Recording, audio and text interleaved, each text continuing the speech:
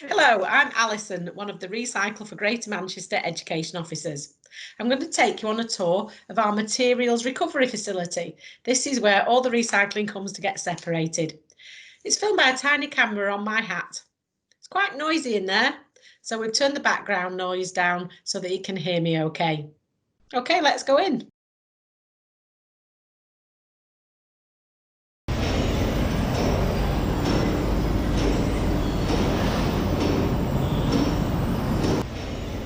First, let's just remind you what can go in your mixed recycling bin.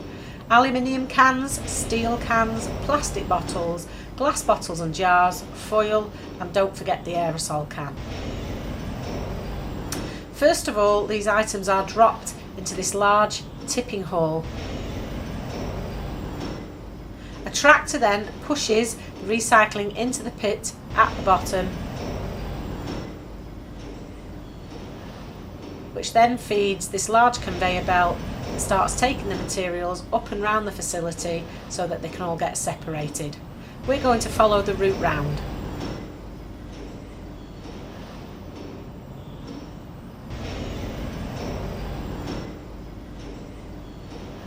From here we can look back into the tipping hall, and you might have just caught a glimpse of the tractor dropping another load of the recycling into the pit at the bottom. That will now be coming up this conveyor belt. And the first thing that happens is it goes through this cabin called the pre-sort cabin. Before we go and have a look through there, I'd like to show you this little piece of machinery over this edge. So this is the end of the process. This is all that wrong plastic that people have put in the mixed recycling bin.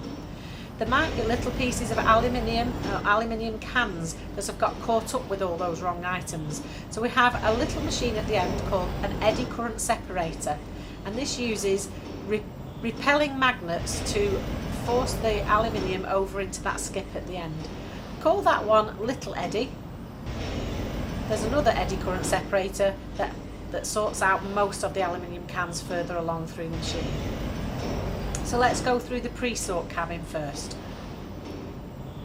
So these operatives are looking for large pieces of material, such as that big sheet of plastic or large metal items that might damage the machine if they were to get any further. They do their best trying to get these materials out of the waste stream before the waste goes through to the next stage.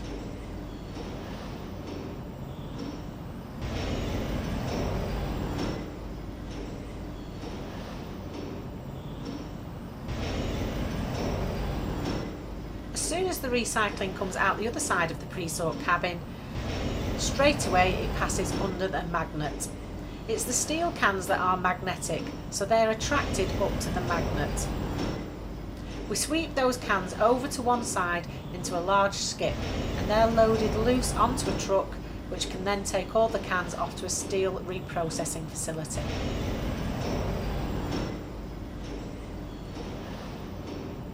Everything else then drops into this large blue box here. This is the glass breaker. Inside there are rollers. And what happens is the glass gets broken and drops down in between the rollers and out through the bottom onto a different conveyor belt that passes underneath. The aluminium cans and the plastic bottles just bounce across the surface and drop out here and go up this next large conveyor belt. You can see the glass going up that large conveyor belt up towards the ceiling in the background. That's going to have the labels removed out of the glass with some machinery.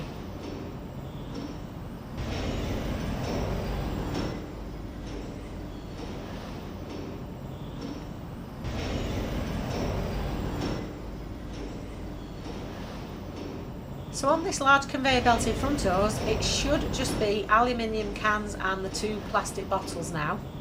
But from here, you can see how much wrong material has been put in that mixed recycling bin. You can quite often see plastic bags, pots, tubs, trays, large plastic chocolate containers. All those wrong items do now get in the way when we're trying to separate the plastic bottles and the aluminium cans.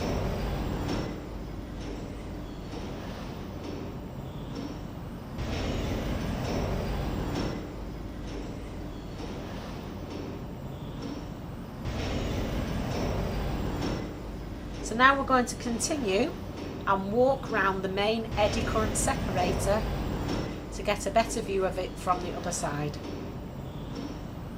So there's the main eddy current separator. That's repelling the aluminium cans and foil which go along that little conveyor belt and into the aluminium sorting cabin.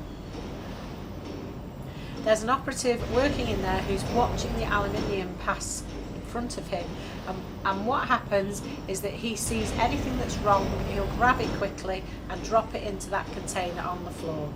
So this could be things like frying pans, saucepan lids, carpet grip, cables. That really is scrap metal, and people should really be taking scrap metal to the household waste recycling centre, not using their mixed recycling bin. So the last thing to separate are the two plastic bottles, and there you can see the two Aladdin machines sitting on top of each other. The plastic bottles come up that main conveyor belt and they pass through a light in the top left hand corner. It's a laser, and that laser is looking for the opaque or coloured bottles. As soon as that drops past the laser, a very fierce air jet will blow that plastic bottle out the back onto a conveyor belt at the back. The rest of the plastic bottles will drop past the second Aladdin or laser. This one is looking for the clear or the transparent bottles. You can see the air jet blowing those plastic bottles onto a different conveyor belt that comes out underneath here.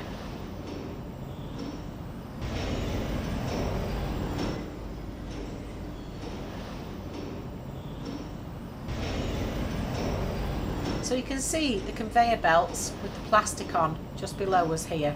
The one nearest to us is the transparent bottles, the one at the back is the opaque bottles. But there's a third conveyor belt where all that wrong plastic, such as the pots, tubs and trays, have fallen onto. However, quite often there's quite a lot of plastic bottles on there that did not get separated because these other items have hidden them from the lasers and the air jets.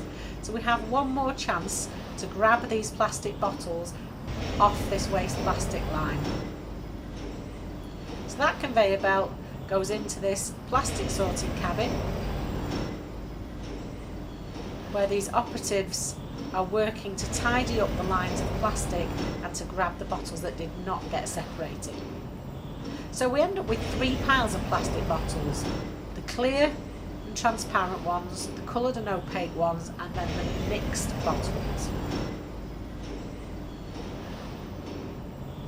So that's it, everything is now separate. We're just going to go and catch up with the aluminium cans and see what happens to them next. So you can see the aluminium cans dropping down that blue chute towards the floor there into a machine called the can denser. That squashes the cans into a little block. Each little block is called a biscuit.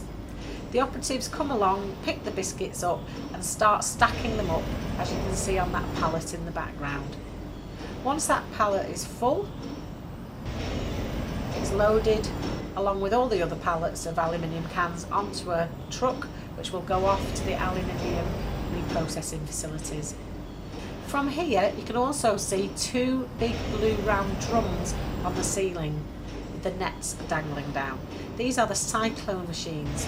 They create a vortex, and as the glass passes underneath, it sucks up the paper and labels off the glass, which we can see dropping into that skip at the back there. Those plastic labels will join the general waste on a train to be burnt in a power station to create electricity. The glass drops onto another conveyor belt and goes over a big concrete wall at the back there. The tractor comes along, digs it up loose, drops it into a truck, and that can then go off to the glass reprocessing facility. However, the glass is quite contaminated if you look at this picture here. A lot of it is the lids off the plastic bottles. They've fallen off as it goes through the glass breaker, and the lids are then small enough to go down between the glass rollers and down through the holes onto the glass conveyor, which means the lids are spoiling the glass. It would be better if people took the lids off the plastic bottles before they put it in the mixed recycling. Let's just walk through the plastic sorting cabin, see what happens to the plastic bottles next.